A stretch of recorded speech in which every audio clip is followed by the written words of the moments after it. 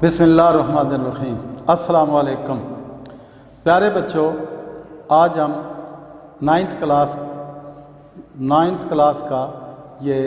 آخری لیکچر ہے۔ آج ہم دوبارہ دہرائی کریں گے نظریہ کی تعریف، ماخذ اور اہمیت۔ نظریے سے مراد یہ ہے کہ سوچ بچار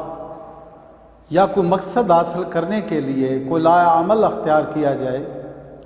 یعنی کسی چیز کو وجود میں لانے کے لیے سوچ بچار کے بعد جو ذہن میں نقشہ ابھرتا ہے اسے نظریہ کہتے ہیں، جس طرح اس کو انگلش میں آئیڈیالوجی کہتے ہیں۔ یہ چاہے مذہبی ہو، اخلاقی ہو، معاشی ہو، سیاسی ہو، یعنی اس کی تعریف ہم یوں بھی کر سکتے ہیں، جب بھی کوئی خاندان یا کوئی قوم سوچ بچار کے بعد ایک نصب العین مقررہ کرتے ہیں اور اس کے لیے جدوجہد کرتے ہیں، اسے اس خاندان یا قوم کا نظریہ کہتے ہیں۔ نظریہ کے ماخذ یہ کہاں سے حاصل ہوتا ہے؟ سورس آف آئیڈیالوجی یہ کہاں سے ملتا ہے؟ پہلی بات جو ہے اس کی مشترکہ مذہب۔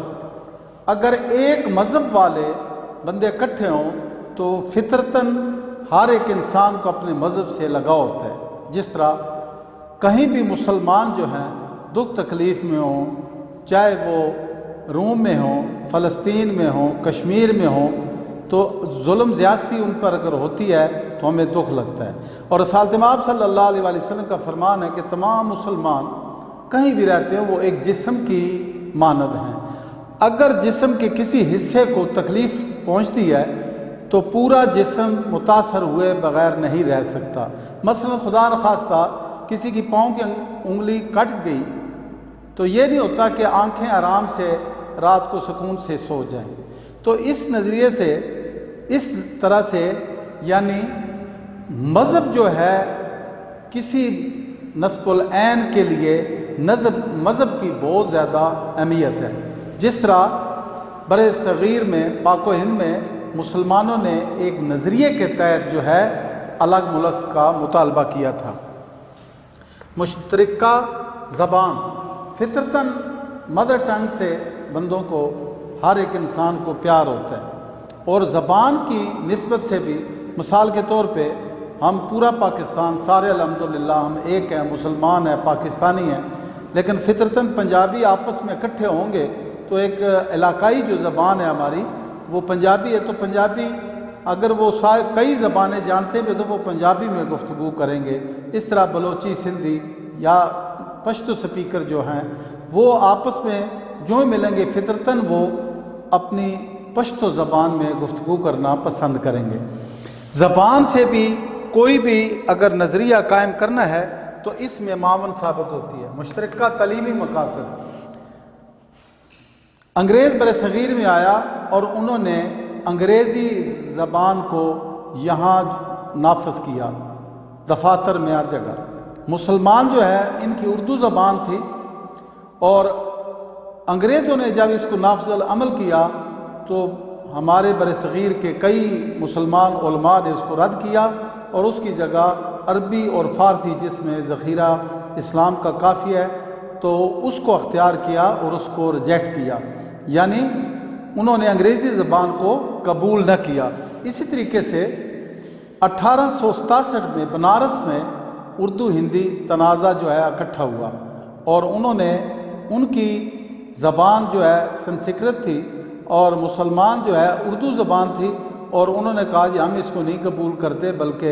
ہمارے جو عدالتوں میں یا ہمارے جو عام بات چیت میں یا دفاتر کی سرکاری زبان ہندی ہونی چاہیے۔ مشترکہ ثقافت جو ہے بود و باش جو ہے مسلمانوں کی ثقافت، جس طرح کوئی فوت ہو جائے افسوس کرتے ہیں، شادی جو ہے کرتے ہیں تو بڑی خوشی کا اظہار کرتے ہیں، تو یہ جو اپنی رسم و رواج جو ہوتے ہیں مسلمان رمضان المبارک میں سارے پورے پاکستان میں سارے وہ روزے رکھتے ہیں، تو ان کو اپنی رسومات سے ثقافت سے پیار ہوتا ہے۔ اس طرح شادی کے موقع پر یہاں جو ہے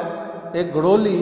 یا سمی پنجاب میں ہے، یا اسی طریقے سے آپ خٹک ڈانس جو ہے یہ خیبر پختونخوا میں لوگ اپنی ثقافت کو وہ پسند کرتے ہیں، تو اس سے بھی اگر کوئی سوچ بچار کو مقصد کا حصول ہو تو ثقافت بھی معاون ثابت ہوتی ہے۔ مشترکہ سیاسی مقاصد، مشترکہ سیاسی مقاصد کہ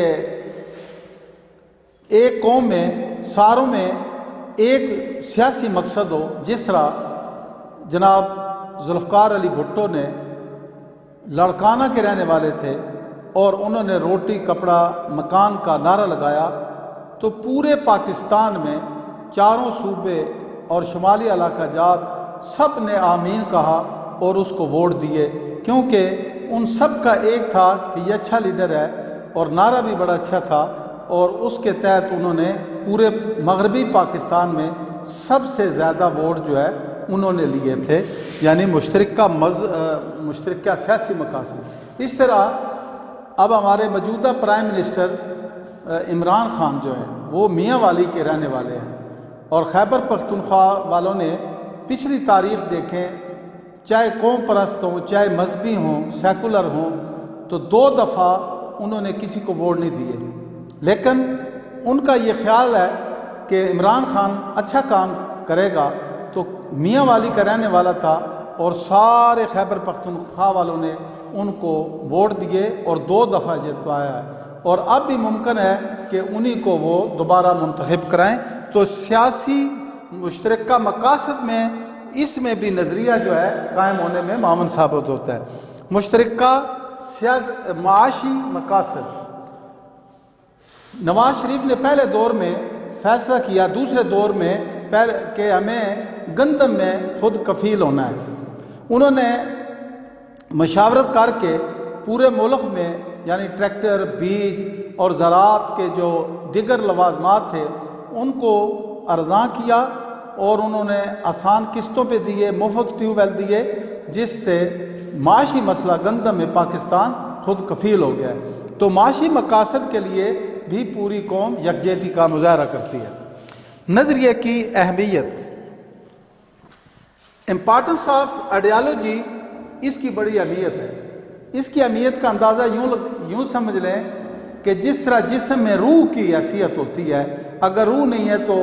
جسم جو ہے ڈیڈ باڈی ہے، تو اس میں اگر روح اگر نہیں ہے یعنی نظریہ نہیں ہے تو وہ اس کا مقصد حل نہیں ہوگا۔ جس طرح ہماری آئیڈیالوجی ہے، ہمارا عقائد ہے، وہ یہ ہے کہ اللہ پاک ہے۔ ایک بندہ نماز پڑھ رہا ہے، اس کا یہ آئیڈیا جو ہے استقام نہیں اس میں کہ پتہ نہیں خدا ہے کہ نہیں، وہ کیا پڑھے گا تو کیا اس کو لطف آئے گا، جب کہ پہلے اس کا نظریہ نہیں ہوگا۔ نظریہ ہے کہ اللہ ہے، دیکھ رہا ہے، ہر جگہ موجود ہے، اور یعنی کوئی بھی قوم جو ترقی کرنا چاہے تو نظریہ جو ہے اس میں روح کی حیثیت اثر رکھتا ہے۔ لوگوں کی سوچ کی عکاسی، تو جب کو نظریے میں سارے اکٹھے ہوتے ہیں تو بندوں کو پتہ چلتا ہے کہ ان لوگوں کی سوچ اور ان کا مقصد کیا ہے۔ کسی بھی چیز کو وجود میں لانے کے لیے سوچ بچار کرنے کے بعد جو نقشہ ابھرتا ہے اس کے لیے پھر عمل کرتے ہیں۔ اس طریقے سے لوگوں کی سوچ کی عکاسی نظریے سے ہی پتہ چلتی ہے۔ قوم کو متحد رکھنے میں مددگار نظریہ، ہندوستان میں امریکہ کے سابقہ صدر اوباما نے ابھی موجود ہی کچھ دن پہلے انہوں نے کتاب لکھی جس میں انہوں نے لکھا کہ ہندوستان کے ہندو جماعت اگر وہ یکجہتی چاہتی ہے تو وہ پاکستان کے خلاف جنگ یا کوئی بیان دے تو اس طرح بھارت کے لوگوں میں یکجہتی پیدا ہوتی ہے۔ یعنی وہ ہندوازم جو ہے یعنی پوری قوم کو اگر وہ پاکستان کے خلاف کوئی بات کریں تو وہ پسند کرتے ہیں۔ جس طرح کہ اب پرائم منسٹر جو ہے انڈیا مسٹر مودی نریندر، وہ 2 دفعہ جو ہے کامیاب ہو چکا، انقلاب کو جنم دینا۔ جس طرح برصغیر پاک و ہند کے مسلمانوں نے ایک نظریے کے تحت جو کہ نظریہ اسلام تھا، نظریہ حیات کے ایک الگ ریاست ہم بنائیں جہاں اسلام کے سنہری اصولوں پہ ہم عمل کر سکیں گے آزادی سے، اور یہ انقلاب برپا ہوا اور لے کے رہیں گے پاکستان، بن کے رہے گا پاکستان، پاکستان کا مطلب کیا، لا الہ الا اللہ۔ تو یہ جو ہے انقلاب جو آیا ہے تو اس کے پیچھے ایک آئیڈیالوجی تھی، اسی آئیڈیالوجی کے تحت جو ہے یہ پوری قوم مسلمان جو برصغیر میں تھی، اور انہوں نے رات دن محنت کر کے اور سال ہا سال کے بعد آخر 14 اگست 1947 کو پاکستان مرز وجود میں آیا۔ مشکلات کا مقابلہ کرنے کی طاقت پیدا ہوتی ہے۔ اس کی نظریے کی اہمیت کہ جب بندوں کو پتہ تھا، اب اس کی کوششیں تو 1906 سے پہلے ہی شروع ہو گئی تھی الگ مملکت بنانے کی، لیکن انقلاب جو ہے ڈیولپ ہوتا رہا، اور آخر جناب جی سال ہا سال کی کوشش سے 14 اگست 1947 کو پاکستان بن گیا۔ تو اس کا مطلب یہ ہوا کہ مشکلات جو ہے جب یہ ہجرت کی، ان کا ایک نظریہ تھا کہ ہم وہاں جائیں گے، پاکستان میں پرسکون رہیں گے، آزادی سے رہیں گے، اور اپنے مذہب اسلام پہ آزادی سے ہم اس پہ عمل درآمد کریں گے، جس کے لیے انہوں نے مشکلات جو ہے وہ بھی اٹھانی پڑی، وہ اٹھائی۔ نظریہ پاکستان جو ہے یہ برصغیر کے مسلمانوں کو یہ نظریہ ہی تھا کہ نظریہ اسلام، اس کی جو بنیاد ہے وہ پاکستان کی نظریہ اسلام، یعنی برصغیر پاک و ہند کے مسلمانوں کی یہ خواہش تھی، ان کا ارادہ تھا، ایک آئیڈیالوجی تھی کہ ہم ایک ایسا ملک جو ہے، ایسا خطہ جو ہے وہ بنائیں جس میں مسلمان آزادی سے اپنے رسم و رواج اسلام کے سنہری اصولوں پہ عمل کر سکے۔ اور اس میں دیکھیں 1930 میں علامہ اقبال رحمۃ اللہ علیہ نے الہ آباد میں آل انڈیا مسلم لیگ کے جلسے میں جب وہ صدارتی خطبہ دیا، اس میں الگ ریاست کا جو انہوں نے تصور دیا، ان کو اسی لیے مصور پاکستان کہتے ہیں، اس کے بھی پیچھے یہی کار فرما تھی، یہی ایک تھی کہ ہم جو ہے اسلام کے سنہری اصولوں پہ الگ ایک ریاست میں صحیح طور پہ ہم کام کر سکیں گے اور عمل کر سکیں گے۔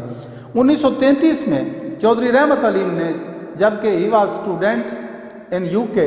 تو 1933 میں ناؤ اور نیور کے نام سے پمفلٹ شائع کیا،